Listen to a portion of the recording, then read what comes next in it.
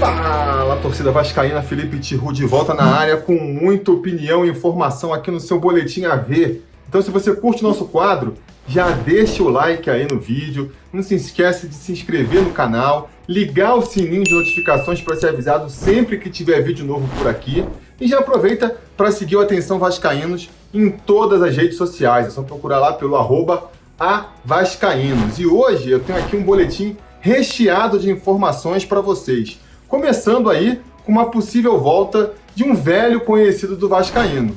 E não, se você pensou no Dedé aí, não estou falando dele, estou falando mesmo do Bruno César, o jogador que ainda tem contrato com o Vasco, né? Está emprestado agora lá para o Penafiel, um time da segunda divisão portuguesa, mas o contrato com um time português vai só até agora junho, e aí a situação dele permanece indefinida, né? O Vasco ainda não acertou o que vai fazer com o jogador depois dessa data aí. Lembrando que ele tem contrato com o Vasco até maio de 2022. Então, fica a dúvida. O Bruno César até está se saindo bem no Penafiel, né? Tá fazendo ali um bom desempenho no clube português. Já participou de 24 jogos, em 20 foi titular, fez 5 gols. Mas eu acho que até por uma questão financeira, a situação dele com o time lá de Portugal está sendo reavaliada, porque não custa nada lembrar, o Vasco ele é responsável por 70% do salário do Bruno César, mesmo com ele estando emprestado lá para o time português. Será que o Vasco quer continuar no empréstimo nessas condições, pagando 70% do salário do atleta? É uma das dúvidas que a gente fica, né? Se ele não renovar lá com o Penafiel e quiser voltar para o Vasco, tem que discutir isso também, né? O Alexandre Pássaro já falou em coletivo recentemente que para ele voltar ao Vasco, a primeira condição é que ele aceite ali uma readequação financeira. Vai ter que diminuir o salário, né? Para você ver como essa contratação aí foi complicada, né? Ele veio em 2019 com um salário que já foi reduzido, o contrato dele foi estendido até maio de 2022, justamente para ter uma redução de salário, e agora, se quiser ficar no Vasco aí, ainda vai ter que aceitar reduzir ainda mais o quanto ele ganha por mês, não é mesmo? E mesmo assim, né, aceitando, essa é uma condição ali sine qua non, né? Se ele não aceitar baixar o salário, não tem nem conversa, vai ficar treinando separado, vai tentar procurar um outro clube, vamos ter que dar uma solução. Caso ele tope baixar um pouco o salário, ainda vai ter que passar ali por uma avaliação da comissão técnica, né? Para ver se eles vão querer ou não aproveitar o Bruno César no elenco. E aí, você toparia? Você daria mais uma segunda, uma terceira chance para o Bruno César? Diga aí nos comentários. Seguindo então aqui com as notícias, mais informação de jogador chegando.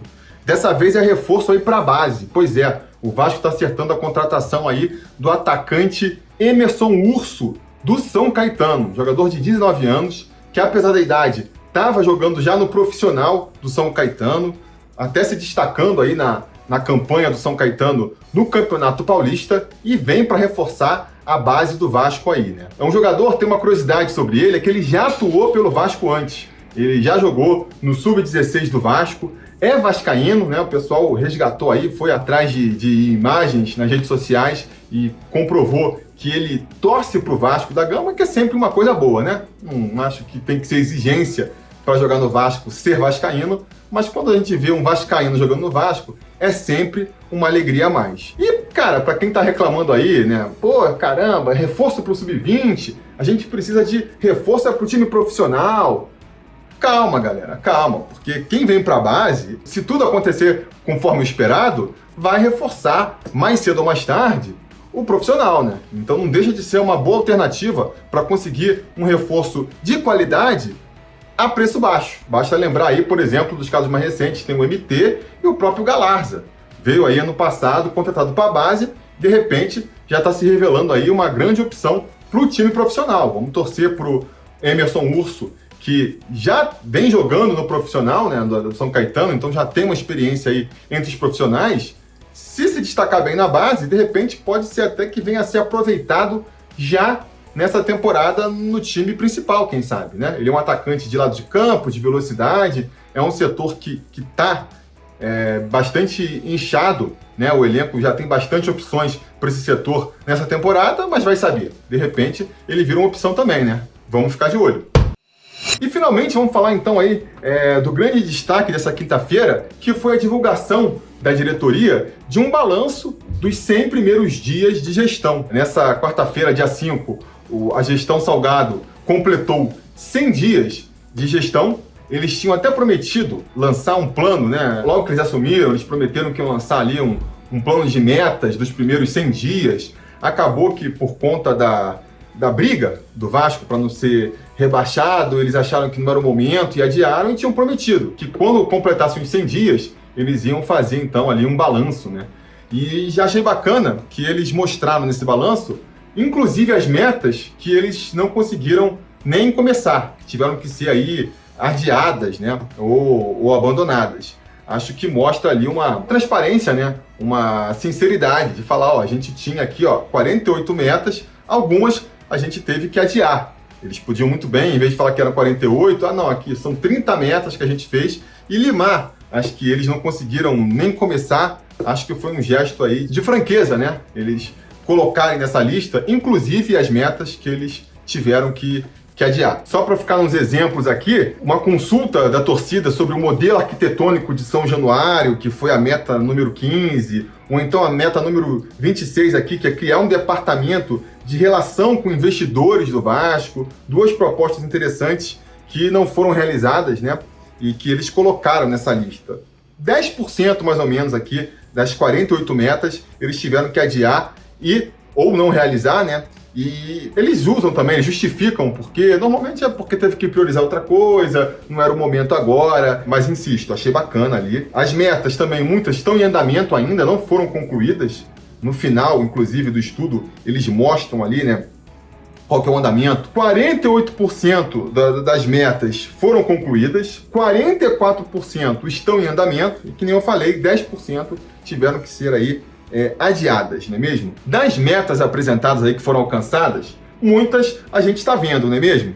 Teve o lançamento da Vasco Store aí, que tem a proposta de unificar todos os produtos vendidos com a marca Vasco, todos os licenciamentos do Vasco, não é mesmo?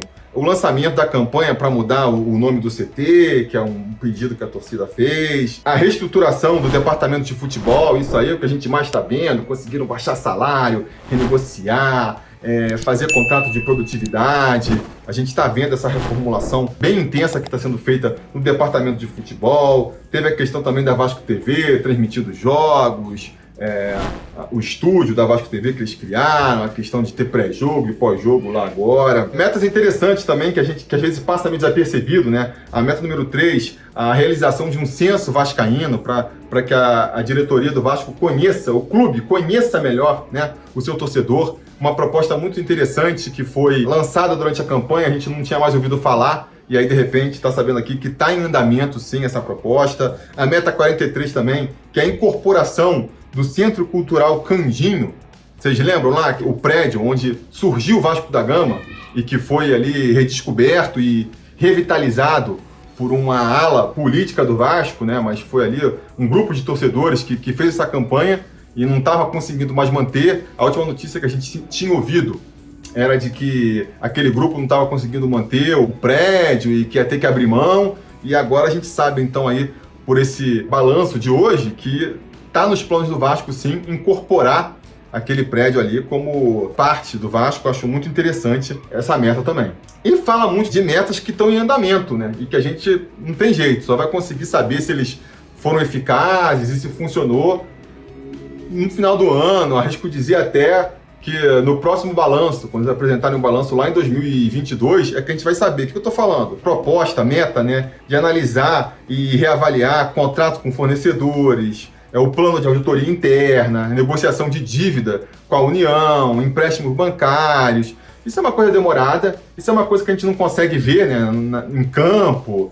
Se eles não quiserem noticiar, a gente fica sem saber. E que, insisto, acho que a gente só vai conseguir saber se eles foram realmente efetivos, aí, bem-sucedidos nessas metas no ano que vem, quando eles apresentarem o próximo balanço, né? E nessa coisa aí de meta, de reestruturação financeira, como é que vai resolver a curto prazo, a longo prazo, uma coisa também que foi o grande calcanhar de Aquiles dessa administração até aqui, né, o ponto que muita gente tem batido, também ficou mais esclarecido aqui, a meta número 22, que era o tal do aporte financeiro, que todo mundo falou, um aporte de 70 milhões, falaram que já tinha 25 milhões. Pois é, na meta 22, eles explicam o que aconteceu e em que pé tá isso aí, né? Basicamente, o que eles falam?